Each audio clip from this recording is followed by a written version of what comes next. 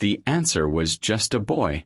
In the quiet, crumbling corners of Hampton, Virginia, a boy named Allen dribbled a worn-out basketball on a cracked sidewalk, each bounce echoing through the stillness of early evening. The court was a cage of rusted metal and broken dreams, but for Allen it was sanctuary, the only place where the world made sense. He was small for his age, lean and wiry, with a sharp gaze that held more weight than any 12-year-old should carry. His mother, Anne, worked double shifts at the local hotel, her hands blistered, her voice hoarse. She rarely smiled, but when she did, it was always for him. Allen knew she gave everything she had just so he could have the bare minimum. There was no father around. Only silence where a man's voice should have been. At school, teachers whispered about his potential but shook their heads at his temper. In the neighborhood, Allen learned quick. Respect was earned, not given. He was tough, smart, and fast. Fast enough to outrun trouble, though trouble always seemed to find him. By high school, he was a legend in the making. Quarterback on the football field, point guard on the basketball court, a dual threat few had ever seen. His highlight reels lit up conversations across Virginia. He wasn't just playing. He was surviving with style. Coaches praised him.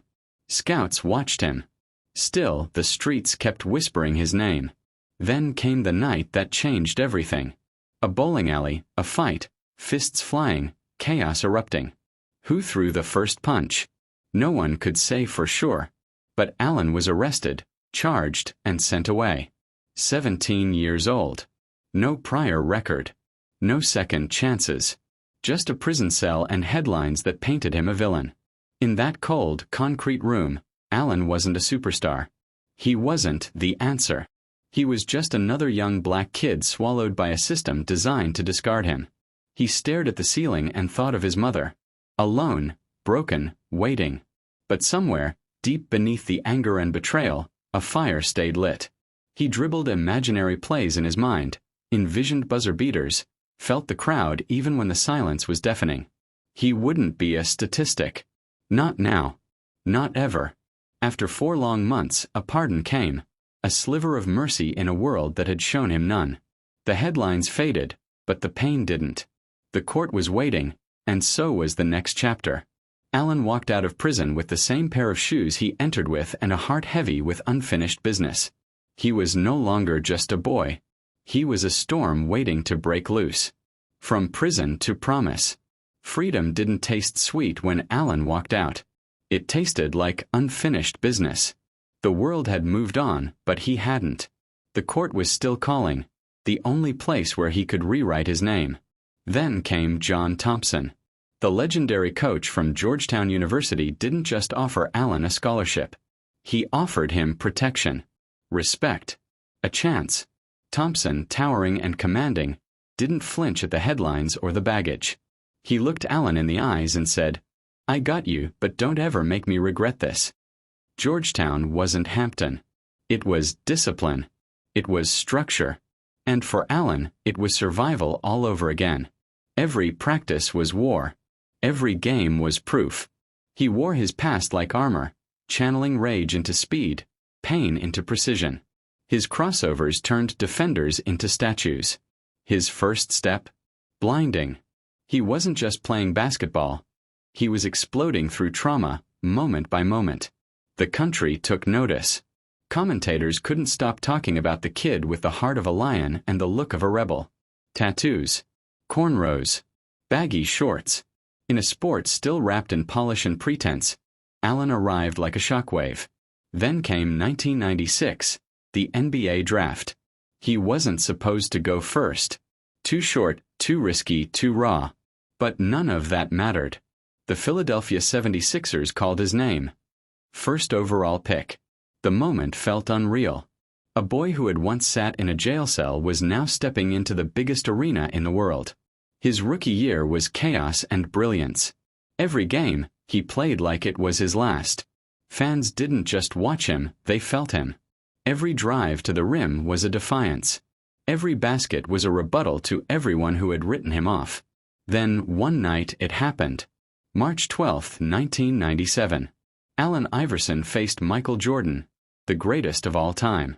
Midway through the game, Allen dribbled near the top of the key, measured Jordan with cold precision, then snapped his body into a lightning-quick crossover. Once, twice.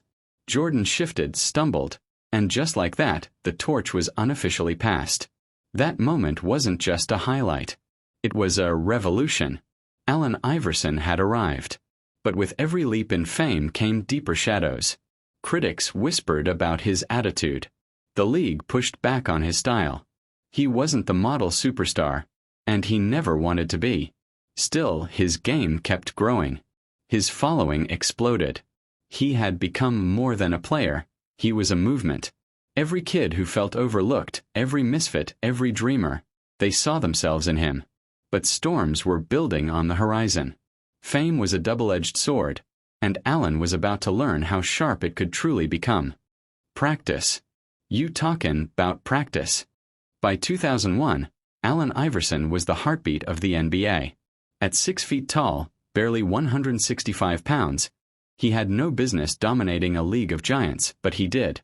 Night after night, he danced between defenders, throwing his body into the paint like a man possessed. His arms carried bruises. His legs ached. But the fire in his chest never dimmed. That year, he won the Most Valuable Player award, the smallest player in history to do so. The city of Philadelphia roared with pride. The kid from nowhere had become their warrior. Tattoos, cornrows, raw honesty. Everything that once scared the league now defined it. He wasn't changing for anyone. He was Allen Iverson, and he had nothing to prove, yet everything to fight for. The 2001 NBA Finals were his stage. Game 1. The underdog Sixers facing the star-studded Los Angeles Lakers. Everyone expected a sweep. No one expected a storm. Iverson dropped 48 points and delivered one of the most iconic plays in basketball history. The step-over on Tyronn Lue. That single motion, defiant, cold, unforgettable, became a symbol of his entire career. Unapologetic. Untouchable. But they lost the series. 4-1. One man can only carry so much. Off the court, the spotlight began to burn. The media dissected every word, every look, every lyric in the rap tracks he listened to. They labeled him a rebel, a problem, a bad influence. They never asked what he was carrying. Then came the press conference. The death of his best friend still fresh. Rumors swirling. Trust fading. A simple question about his commitment ignited something deeper.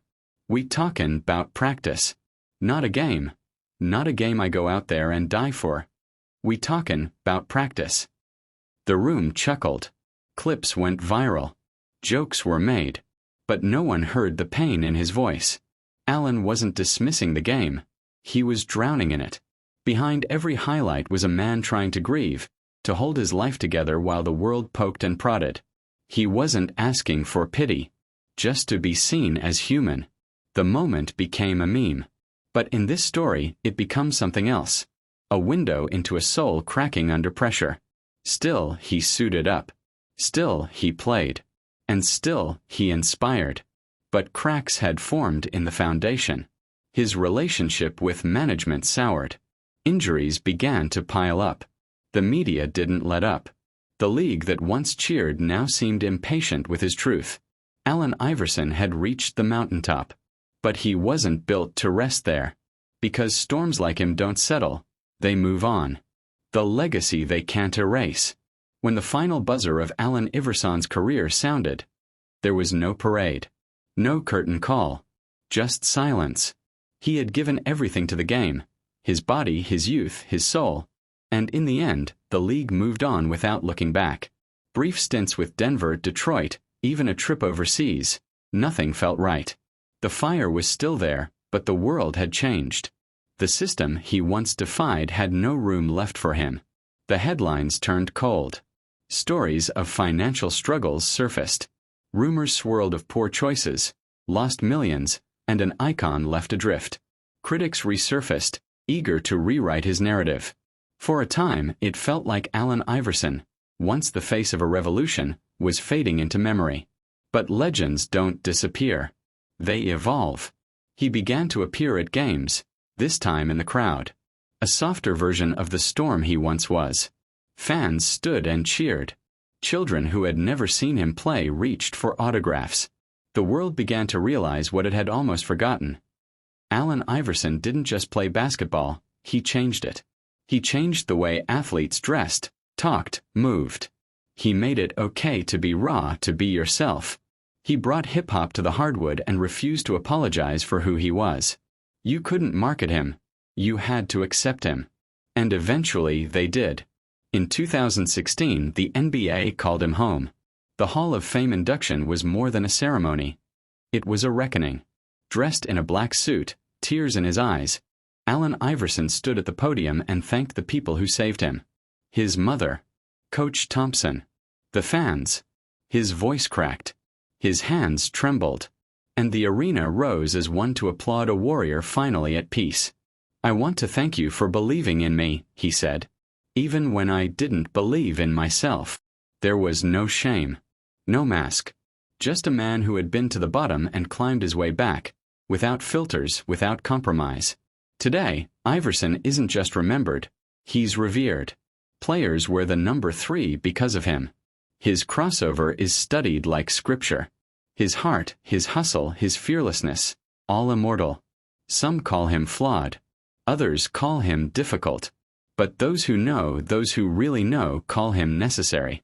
Because Allen Iverson didn't ask to be perfect. He just demanded to be real.